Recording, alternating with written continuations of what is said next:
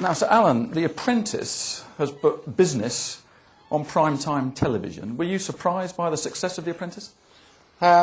Yes and no, because I saw it in America, first of all. Now, winning the Olympics for Great Britain versus winning at the Olympics, how does that compare?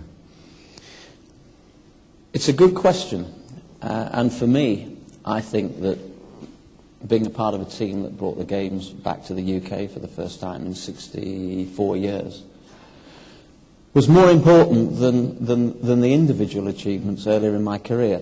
Well, Clive, I think the first subject I'd like you to sort of contribute on is Theo Walcott, because you actually have seen him play, haven't you?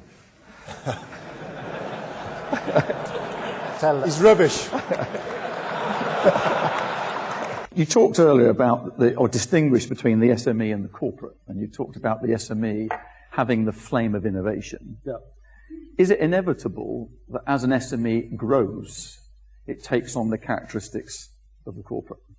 No, it's not. I tell you, but it's interesting what corporates are doing. Some of you, your colleagues who've left school, I go back again to my childhood. My dad was panicked about me because he only knew a word where you begged for a job and you clung on to it. And Patrick, I think you used the term that communication is the glue that makes things work. Could you expand on that?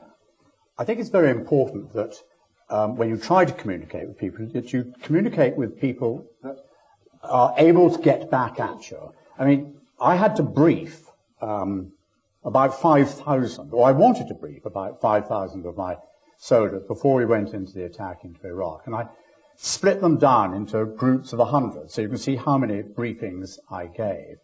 But what it meant was, in a group of 100, you could eyeball them all, which is very important. But more importantly still, they could come back at you. Does that mean really the only way to communicate is through sort of big pieces of oratory? Is it critical that you need to be good in front of an audience? Thanks, Stella. Well, I grew up in a service where the need to know was much more important than the need to communicate.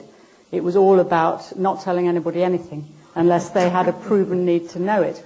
And obviously that wasn't a very good model when you came to lead anything. And when my first leadership post, which was kind of middle management post, I was faced with this problem. How on earth was I going to know what was going on? And how was I to know what anybody else was doing?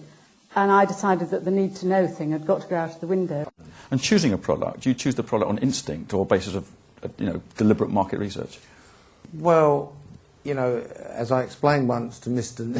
Narita of Sony, the late Mr. Narita of Sony, who was one of my fans, there are no statistics for something that doesn't exist.